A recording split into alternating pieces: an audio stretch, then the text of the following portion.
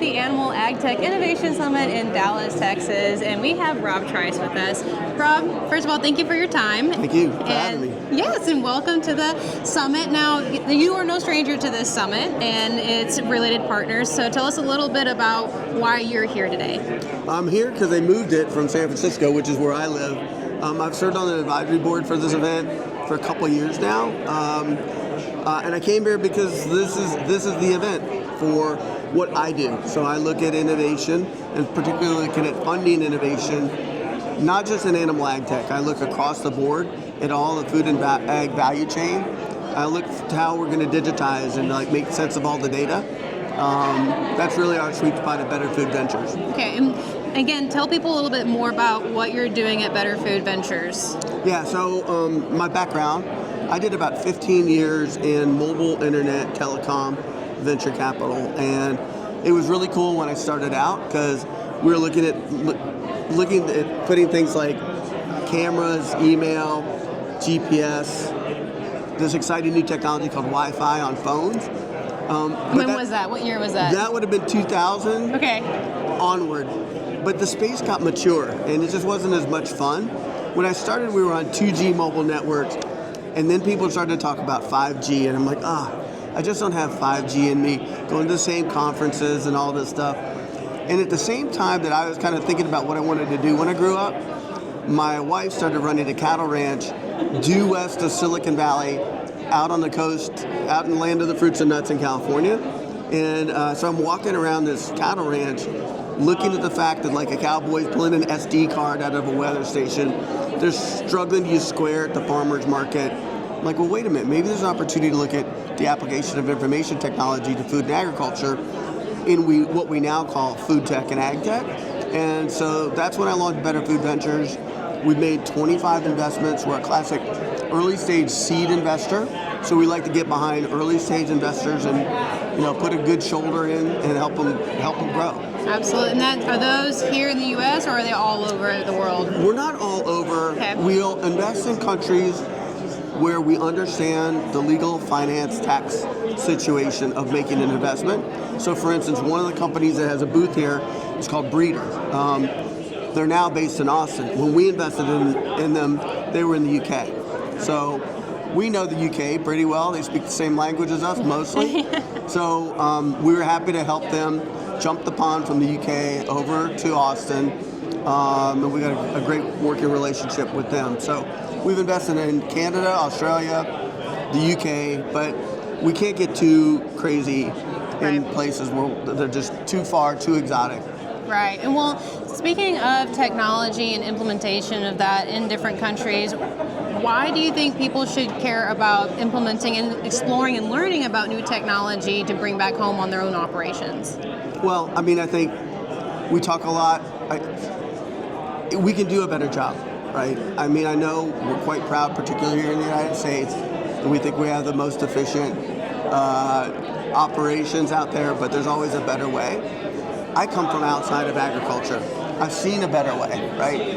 It may not be as hard as it is to implement data solutions, for instance, where you don't have good cell coverage and so forth, but there is this way to run an operation which is data first, right? Where you see the benefits of having the data and having it lead your decision making.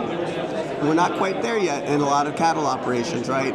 I know we can make that transition, but it is a no pain, no gain, right? It's going to take some pain to see the benefit of that, and that's where we are right now, and that hard teenage years of kind of growing up into our digital selves. And you bring up a great topic of talking about that transition, and that adaptation has been really almost hesitancy and pushback from producers. Why do you think that is? Is it just because it's new, or is it because they don't understand it, or something else? One, it's change. Change is hard, right? Two, if you've been doing this a long time, it's really hard to stare at a computer and think that it can do a job better than you. And three, a lot of the software and so forth that has been pushed in front of producers so far has been shite, right? It hasn't worked very well. And so that reinforces the negativity that you might have as opposed to working with those solutions. And you may not have the time, right? time is your most valuable asset. And so I think what I like is we're seeing a lot of things on the outside of agriculture that can be brought in. Things like data capture, right? Data analytics that make the job easier for a producer to adopt data solutions. So we're going to get there. We're going to get there. I believe so too. And well, speaking of that and timeline, do you think that this is going to shift drastically in the next 5, 10, 15 years with the upcoming generation of decision makers being that younger age bracket? Or do you think it's going to take longer for that? No, it's not going to take more than 15 years. So if you already look at a place like Brazil, right? Average farmer in Brazil, I believe, is 45, right? Those are digital natives, right? They're not gonna do it like their predecessors did. They want the change and they're open to it. And they can't do it without it, right?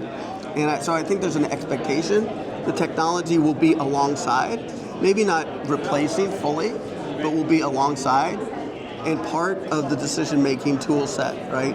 So, and like I said, it's going to be easier to get those tools to be usable and helpful and not just a pain, something you have to maintain all the time. So my expectation is that adoption curve will go up at some level, but there's still a mindset shift that has to occur. Absolutely, and I think that we're starting to see that, especially with our young folks, and this new buzzword that's been really a lot of the focus of operations across the world, which is sustainability. Correct. And from your experience and what you've been seeing, how has this technology and this innovation being played a part in applying to accomplishing this quote-unquote sustainability? Well, again, sustainability has many different meanings, right? That's right.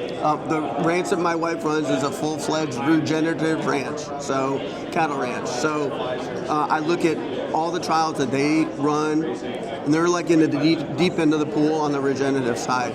We need those people doing that bleeding edge research to look at things like, how can we optimize management practices for carbon capture, water retention, producing nutrient-dense food. That stuff is still out there, though, right? And this is a good event because it's grounding me a little bit to make sure we don't get too far out in front because the majority of the operations are still a long way away. We remind ourselves that we have to crawl before we walk, before we run on this digital stuff. We have to go digitize information. We have to manage that information. Then we can start to analyze it. Then we can unlock things like the fairy dust of artificial intelligence and so forth. But it all starts with the number one thing is digitizing your information. As it relates to sustainability, there's a lot of things that we're doing now to get that full transparency of the supply chain. And now we can reward producers who are doing good things, right? We didn't have that very much, and you could still argue, today they're saying maybe 5% of the cattle market has an aligned ecosystem or value chain where you can exchange data throughout. They were saying that maybe within 10 years it'll be 15%. My expectation is it's going to be higher. Really? So, yeah, I just think if you look at the ease of adoption for the producer, I think consumer expectations are going to go up, particularly in other markets. And I think producers could be asked to pull up their socks more. More accountability. Well, that's really exciting. For those who, first of all, thank you for your time, but for those who want to get in touch with maybe Better Food Ventures, how would someone go about getting in contact with y'all? The best thing is probably just reach out to me on LinkedIn. So just connect with me. I put some stuff out there. We also have another side project called the Mixing Bowl that connects IT, food, and ag innovators.